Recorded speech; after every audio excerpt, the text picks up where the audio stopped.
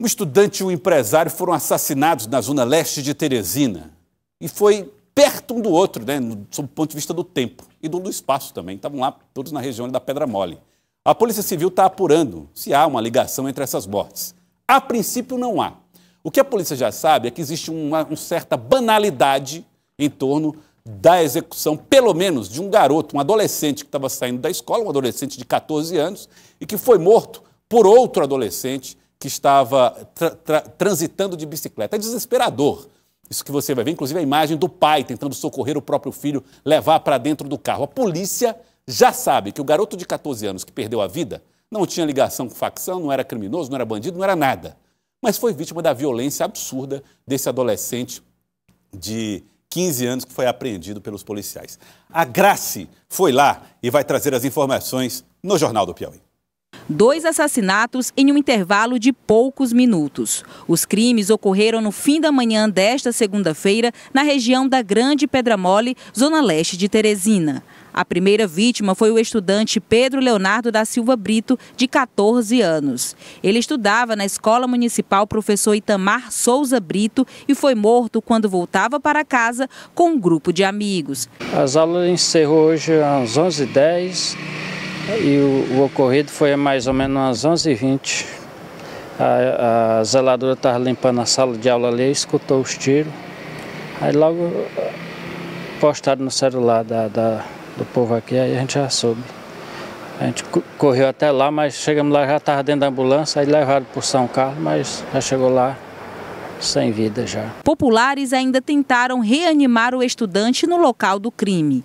Este vídeo mostra o momento em que ele é carregado nos braços pelo próprio pai até ao Hospital São Carlos Borromeu, mas não resistiu. O corpo foi encaminhado ao Instituto Médico Legal. Testemunhas relataram que o atirador estava de bicicleta. Como o corpo, a vítima foi socorrida, algumas informações se perdem, Haja vista que as testemunhas não permanecem no local, mas a gente conseguiu fazer, entrevistando aqui alguns moradores, trabalhadores que também laboram pela manhã aqui próximo. A informação que tem é que o adolescente vinha da escola realmente com alguns colegas fardados, quando ele foi surpreendido ao sair aqui dessa rua asfaltada para a rua de calçamento por um indivíduo em uma bicicleta.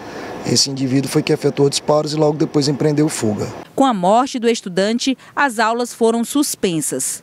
Poucos minutos depois, mais um homicídio na região. O comerciário Raimundo Monteiro da Silva Neto, de 50 anos, também foi morto quando voltava para casa. O Departamento de Homicídios e Proteção à Pessoa trabalha para elucidar os crimes e identificar se há relação entre as mortes do estudante e do comerciário. Não é comum, no mesmo bairro, em horários próximos. Mas isso a gente ainda não pode, numa investigação preliminar, fazer a ligação de um fato com o outro. É um dado muito importante a não ser descartado, mas é preciso a gente avançar. Cada caso foi atendido separadamente, colhidas informações, vai ser confeccionado um relatório específico e o delegado que ficar responsável pelas 2 investigações irá, mais à frente, saber se um fato tem ou não relação com o outro. Esse fato e essa cobertura da Grace foi feita ontem à tarde, na zona leste de Teresina. A polícia montou uma super operação durante a noite e madrugada para tentar identificar pessoas possivelmente envolvidas nesse caso. Vou pedir as imagens aqui do trabalho que foi feito pela polícia. Olha aí, o delegado Charles Pessoa e o delegado Anchieta Neri fizeram diligências durante a noite de ontem ainda para tentar entender e descobrir quem eram as pessoas envolvidas na morte lá da região da Pedra Mole. E chegou a um nome. Chegou a um garoto, na verdade, quase da mesma idade da vítima. Ele seria o responsável por atirar e matar no adolescente que estava saindo da escola. Esse é o primeiro levantamento. Olha só, o trabalho que a polícia montou, trabalho de campo montado pela polícia, que resultou na apreensão de um garoto de apenas 15 anos. Um garoto ligado aí à facção, ou diz que é ligado à facção, conseguiu uma arma na zona sul de Teresina, levou até a zona leste para abrir fogo contra um garoto inocente, diga-se de passagem, com uma família de trabalhadores. O garoto Pedro Leonardo da Silva Furtado. O delegado Charles Pessoa, hoje de manhã, falou a respeito de como foi esse trabalho feito pela polícia e a identificação do autor do disparo contra o adolescente, contra o estudante na Pedra Mole. Charles Pessoa, delegado de polícia.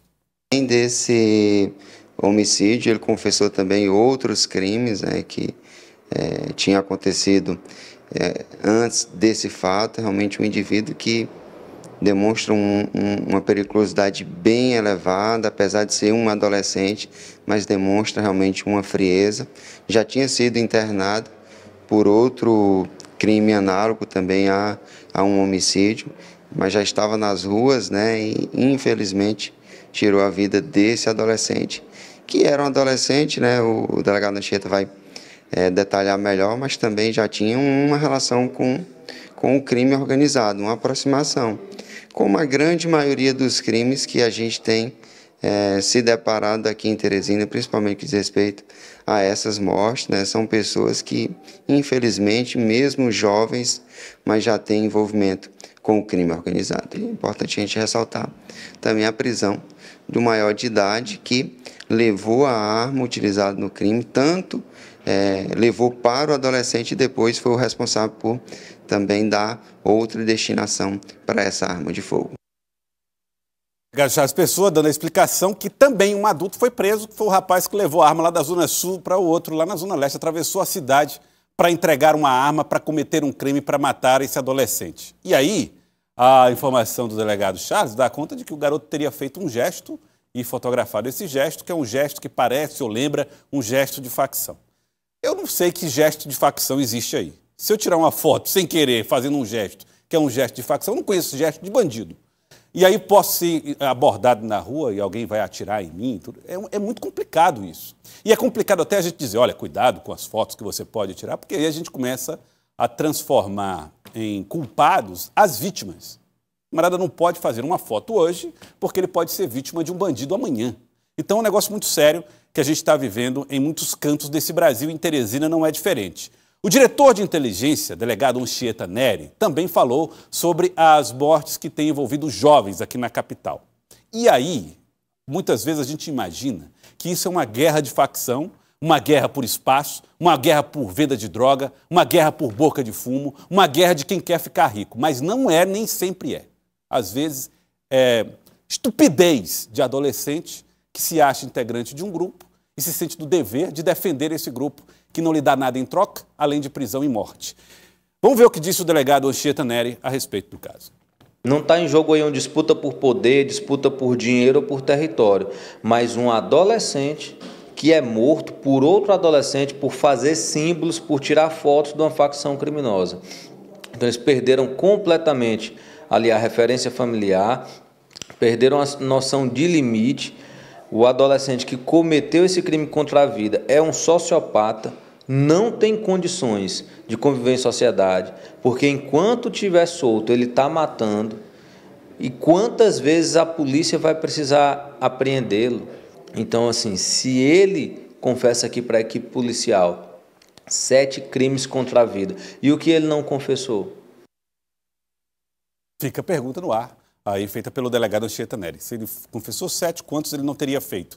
E essa questão da dificuldade de recuperação.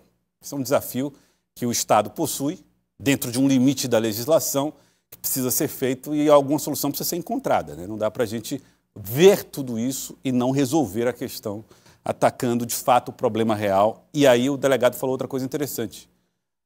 Não é só uma questão de polícia, é uma questão complexa que precisa de um trabalho mais aprofundado em torno disso. Vamos torcer para que as soluções apareçam.